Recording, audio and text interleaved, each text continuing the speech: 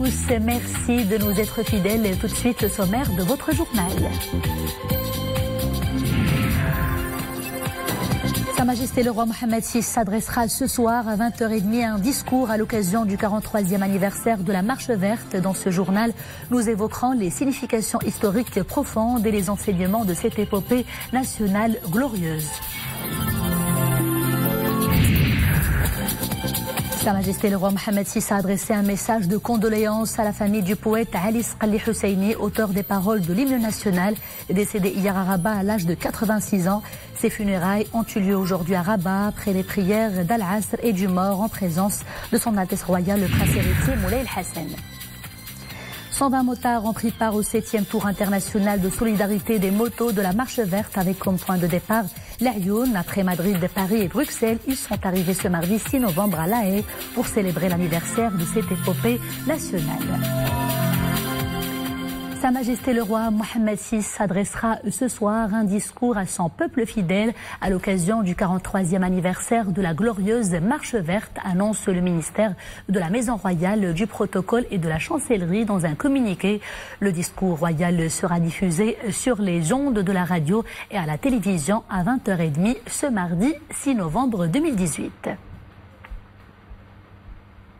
Sa Majesté le roi Mohammed VI a adressé un message de condoléances à la famille du poète Ali Sqali Husseini, auteur des paroles de l'hymne national, décédé hier à Rabat à l'âge de 86 ans. Dans ce message, Sa Majesté le roi exprime ses vives condoléances et ses sincères sentiments de compassion à la suite de la disparition de l'un des pionniers de la littérature marocaine contemporaine, l'homme qui a écrit les paroles de l'hymne national du Maroc et qui a enrichi la Bibliothèque nationale par ses poésies et ses romans distingués, dont certains ont été consacrés par de grands prix au Maroc et dans le monde arabe, tout en se remémorant avec considération les qualités humaines du défunt, son patriotisme sincère et son attachement indéfectible au glorieux trône alaouite, ajoute le message royal. Les funérailles du défunt poète Ali Sqali Husseini, auteur des paroles de l'hymne national, décédé hier à Rabat à l'âge de 86 ans, ont eu lieu aujourd'hui à Rabat après les prières d'Al-Asr et du mort en présence de son Altesse royale le prince héritier Moulay El-Hassan. Qais Mohsini, Mohamed El-Shkar. Mosquée à Shuhada à Rabat où a eu lieu la prière du mort après celle d'Al-Asr. Les funérailles du défunt Ali Sqali Husseini, décédé hier à Rabat à l'âge de 86 ans, se sont déroulées en présence de son Altesse royale le prince héritier Moulay El-Hassan. Après donc les prières d'Al-Asr et du mort, le cortège funèbre s'est dirigé vers le cimetière à Shuhada où le défunt a été inhumé en présence notamment du chef du gouvernement et de plusieurs personnalités, ainsi que de membres de sa famille.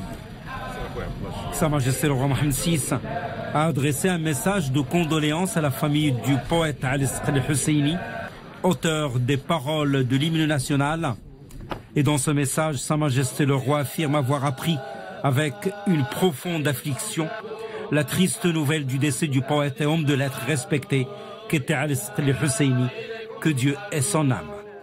En cette douloureuse circonstance, souligne le message royal, je vous exprime et à travers vous à l'ensemble de votre famille et vos proches, aux amis du défunt ainsi qu'à sa famille du monde de la littérature au Maroc, nos vives condoléances et nos sincères sentiments de compassion à la suite de la disparition de l'un des pionniers de la littérature marocaine contemporaine, l'homme qui a écrit les paroles de l'hymne national du Maroc et enrichi la Bibliothèque nationale par ses poésies et ses romans distingués dont certains ont été consacrés par de grands prix au Maroc et dans le monde arabe.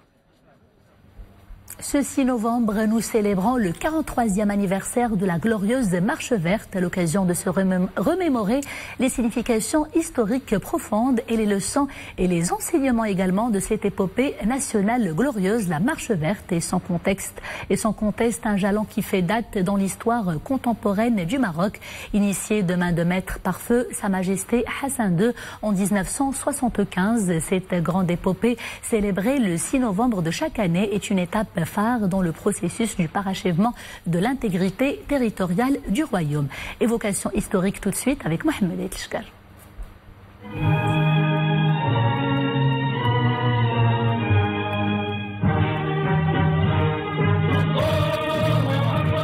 leçon de l'histoire. En réponse à l'appel royal et du devoir national, 350 000 volontaires civils venant des 4 coins du pays convergent ce 6 novembre d'il y a 43 ans de manière ordonnée en toute sérénité vers la région du Sahara, traversant à pas sûr les frontières chimériques et hissant en toute confiance le drapeau national dans le ciel de ce territoire qui, depuis la nuit des temps, faisait partie intégrante du Maroc millénaire. Le 6 novembre 1975, encore une fois après l'épopée du 20 août 1953 et la révolution du roi et du peuple, encore une fois 3 maîtres mots résonnent ce 6 novembre dans le monde entier à l'œuvre du royaume millénaire. Unanimité, symbiose, sacrifice. 3 maîtres mots et autant de leçons de l'histoire et de messages à l'adresse du monde entier. Ce 6 novembre d'il y a 43 ans soulignait en lettres d'or une nouvelle étape marquante de l'histoire du royaume, un événement capital et significatif qui retentit dans les esprits des générations actuelles et futures en les imprégnant des valeurs de patriotisme afin de surmonter les défis du présent et du futur. Unique en son genre, cette marche pacifique qui avait frappé et frappe encore les esprits illustrait la parfaite symbiose entre le génie d'un roi, feu Sa Majesté Hassan II, et d'un peuple valeureux. Et elle démontrait au monde entier la ferme volonté des Marocains de défendre leurs valeurs sacrées. La marche verte est son contexte un jalon qui fait date dans l'histoire contemporaine du Maroc. Cette grande épopée est une étape phare dans le processus du parachèvement de l'intégrité territoriale du royaume. Porteuse d'innombrables leçons, cette marche singulière qui illustre la forte cohésion entre le trône et le peuple et l'unanimité autour des constantes et des valeurs sacrées de la nation marocaine témoigne du génie du roi unificateur qui a réussi de manière civilisée et pacifique à mettre un terme à la présence coloniale dans le Sahara marocain. Cette marche se poursuit aujourd'hui sous le règne de Sa Majesté le roi Mohammed VI, qui a doté les provinces du sud du royaume d'un nouveau modèle de développement économique prévoyant des investissements de l'ordre de 77 milliards de dirhams. Lancé par le souverain en 2015, ce nouveau modèle de développement des provinces du sud, au-delà de sa dimension économique, se veut un véritable projet de société qui a pour ambition de favoriser l'épanouissement de l'individu marocain, de préserver sa dignité et de le placer au cœur du processus de développement.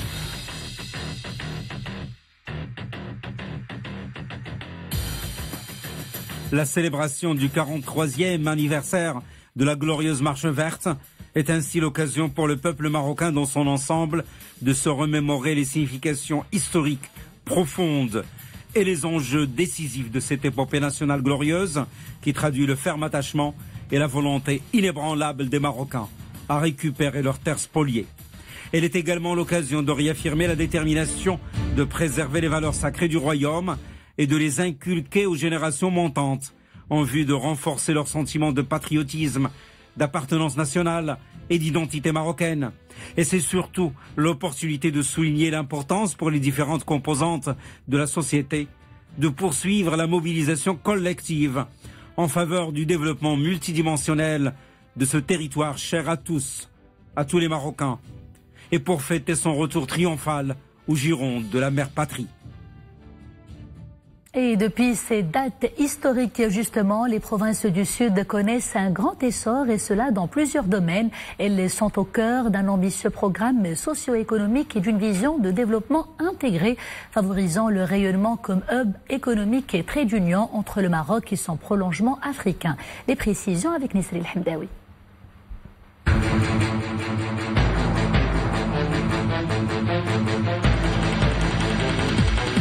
La marche vers le développement des provinces du Sud se poursuit au rythme de projets structurants. Depuis que Sa Majesté le Roi avait donné à l'Aïoun le coup d'envoi de tout un programme visant à faire décoller économiquement et socialement l'ensemble de la région du Sahara marocain, avec comme objectif d'en faire un modèle marocain concret de régionalisation avancée. La dynamique est bel et bien enclenchée sur le terrain. Des projets sortent de terre, comme ici la réalisation de 2 tronçons de la double voie express qui devrait relier Tiznit à Dakhla.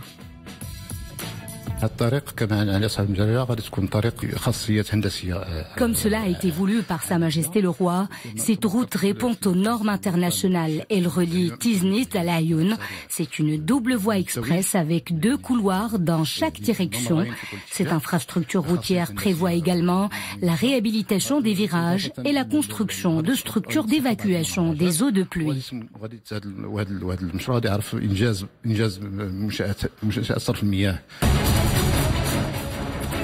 D'autres réalisations insufflent une nouvelle énergie dans les provinces du Sud. L'installation d'un parc éolien à 20 km de la ville de Tarfaya sur la façade atlantique. C'est le plus grand parc du genre au monde. Ce parc est devenu opérationnel au milieu de l'année 2014. Il produit 301 MW. Il contribue à hauteur de 15% à la réalisation de l'objectif national éolien du Maroc, celui de porter la puissance électrique d'origine éolienne à 2000 MW à l'horizon 2020.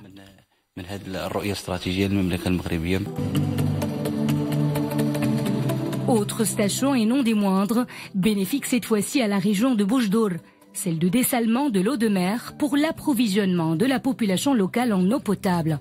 Elle vient également pallier à la faible productivité de la nappe phréatique souterraine.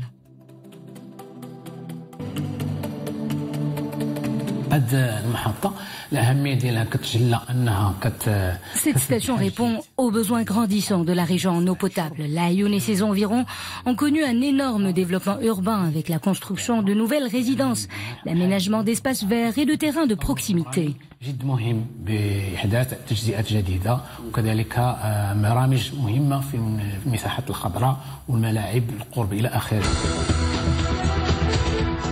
L'infrastructure sanitaire n'est pas en reste.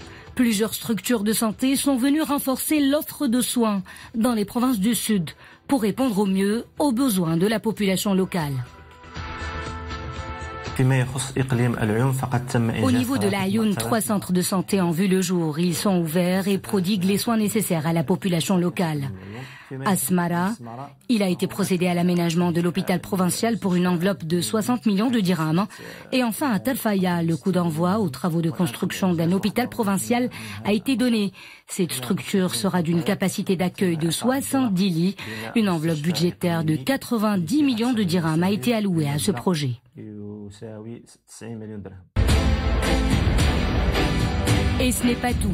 De nombreux autres projets d'envergure viendront dessiner les contours d'un modèle de développement qui répond aux aspirations, aux ambitions et aux besoins des populations des provinces du Sud. Tout un chantier qui mobilise une enveloppe de pas moins de 77 milliards de dirhams. De gigantesques chantiers donc favorisant la création d'emplois et plaçant la région au service du citoyen. Parmi les secteurs clés participant au développement de la région, l'agriculture et la pêche maritime. Leur promotion passe d'abord par la formation, un facteur important pour la réussite des projets de la région. Et Madame Smrir et Zakaria Moqinbillah. Le centre de qualification agricole de Laayoune, une structure dédiée à la formation de techniciens dans le domaine de l'agriculture. L'apprentissage est essentiellement axé sur la pratique afin de permettre aux stagiaires de suivre les projets sur le terrain. La formation étant un facteur important pour la réussite des projets agricoles dans la région.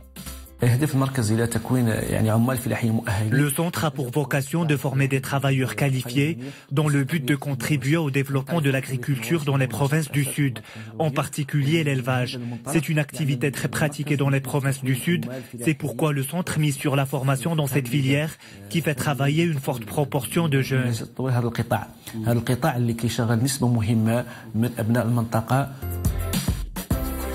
L'élément féminin constitue plus de 70% des étudiants, une preuve de la volonté de la femme sahraoui de s'investir dans ce domaine.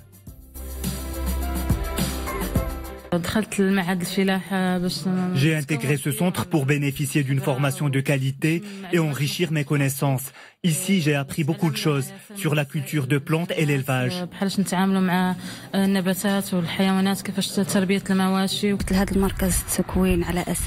Je voudrais développer mes compétences dans ce domaine. Mon objectif est de créer une coopérative féminine.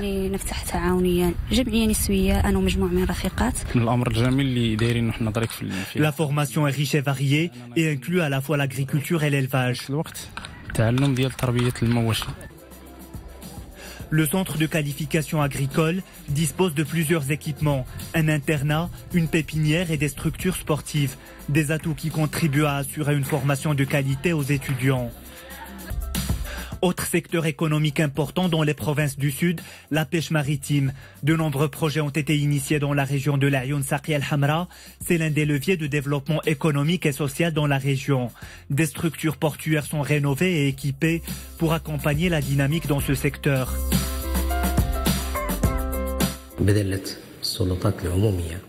Au cours des dernières décennies, les autorités ont investi dans les équipements portuaires, en plus des infrastructures, ce qui a fait du secteur de la pêche maritime un véritable vecteur de développement socio-économique avec des perspectives prometteuses.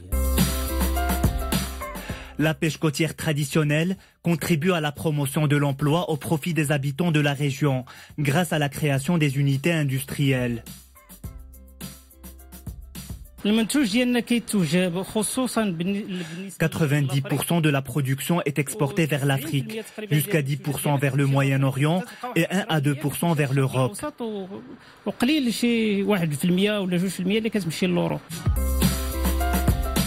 Le développement de la pêche maritime passe aussi par la création de pôles économiques et la mise en œuvre de programmes socio-économiques. C'est le cas des nouveaux villages de pêche à Amgariou à Tarfaya, Tsarouma à l'Ayoun et à Ktil Ghazi et à Ftisset dans la province de Boujdour. Avis aux usagers de la route, la circulation a été rétablie sur les routes et les passages menant au Douar situés au mont Bouilblen suite aux dernières chutes de neige qui ont intéressé la région. Selon les autorités provinciales de Taza, plusieurs routes ont été ainsi rouvertes à la circulation, notamment la route nationale numéro 29 et les routes provinciales numéro 5411, 5415, 5420, ainsi que des passages menant au Douar situés dans les hauteurs de Bouilblen. Des ressources humaines et des moyens logistiques importants ont été mobilisés pour que la situation revienne à la normale.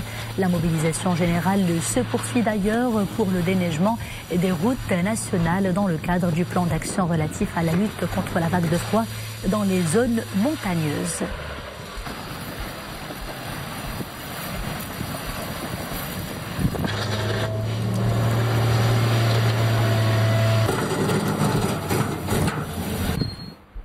Deux maisons menaçant ruine se sont effondrées ce mardi matin à Derb el Maïzi, rue Tazarine à Casablanca. Selon les autorités locales, l'une des maisons n'était pas occupée. Une femme a été blessée et deux autres sont portées disparues à la suite de cet effondrement, ajoute la même source, précisant que la femme blessée a été transférée à l'hôpital Moulay Youssef pour recevoir les soins nécessaires. Les éléments de la protection civile, les autorités locales et les services de sécurité qui se sont rendus immédiatement sur le lieu de l'effondrement poursuivent les recherches pour retrouver les personnes portées disparues. L'horaire normal, soit 8 heures du matin, sera maintenu dans les établissements scolaires dès la reprise demain, mercredi des cours. Le nouvel horaire, soit 9 heures du matin, ne sera appliqué qu'à partir du lundi 12 de ce mois-ci, annonce faite par le ministère de tutelle. Dans un communiqué, le département souligne que les parents d'élèves désireux d'obtenir des éclaircissements concernant le nouvel horaire scolaire peuvent contacter les établissements d'enseignement ou les directions provinciales ou bien consulter le site web du ministère www.men.gov.ma. Ronaldinho, Rivaldo, Roger Mila, Carlos Valderrama, Abdullah Traoré et d'autres figures emblématiques du ballon rond ont disputé cet après-midi au stade Cheikh Mohamed Al-Ghdaf Al Ayoun un match de gala international, un match dans le cadre des festivités marquant la célébration du 43e anniversaire de la Marche verte, placée sous le haut patronage de Sa Majesté le Roi Mohammed VI. Cette manifestation sportive a été organisée en collaboration avec le ministère de la Jeunesse et des Sports. Ils ont décidé de célébrer le 43e anniversaire de la Marche Verte à leur manière. 120 motards ont pris part au 6e tour international de solidarité des motos de la Marche Verte avec comme point de départ la perle du Sud de la ville de Laayoune. Après Madrid, Paris et Bruxelles, ils sont arrivés ce mardi 6 novembre à La Haye pour célébrer avec les membres de la communauté marocaine aux Pays-Bas les festivités de la glorieuse Marche Verte.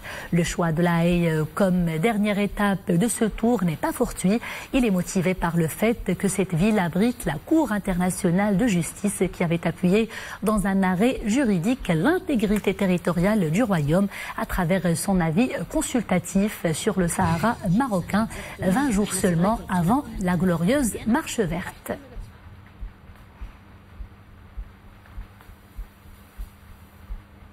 Avec enthousiasme et fierté et dans une ambiance de joie et de liesse patriotique, plusieurs associations ont également célébré aujourd'hui à Salé le 43e anniversaire de la glorieuse Marche Verte. Célébration avec des défilés auxquels ont pris part notamment des centaines d'élèves, une immersion pour eux dans l'ambiance de cet événement historique de grande envergure. Zouhair Bargaj, Fouad El-Harash et Mounia Marouche. Dans une ambiance festive, ces jeunes et moins jeunes arpentent les différentes artères de la ville.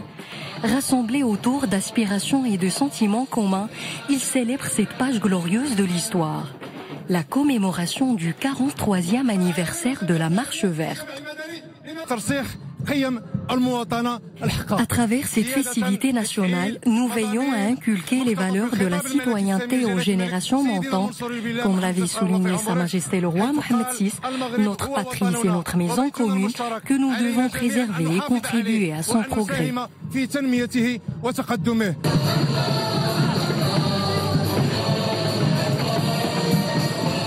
Ce 6 novembre, les chants nationaux résonnent dans les artères de la ville de Salé. Une date clé, symbole du recouvrement de la souveraineté et de l'intégrité territoriale du royaume. Je suis très heureuse de fêter avec tous les Marocains cet événement phare de notre histoire.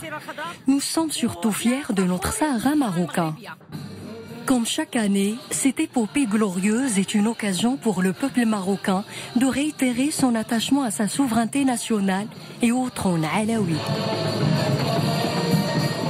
Et je vous rappelle que Sa Majesté le Roi Mohammed VI adressera ce soir un discours à son peuple fidèle à l'occasion du 43e anniversaire de la glorieuse Marche Verte, annonce du ministère de la Maison Royale, du Protocole et de la Chancellerie dans un communiqué. Le discours royal sera diffusé sur les ondes de la radio et à la télévision à 20h30 ce mardi 6 novembre 2018.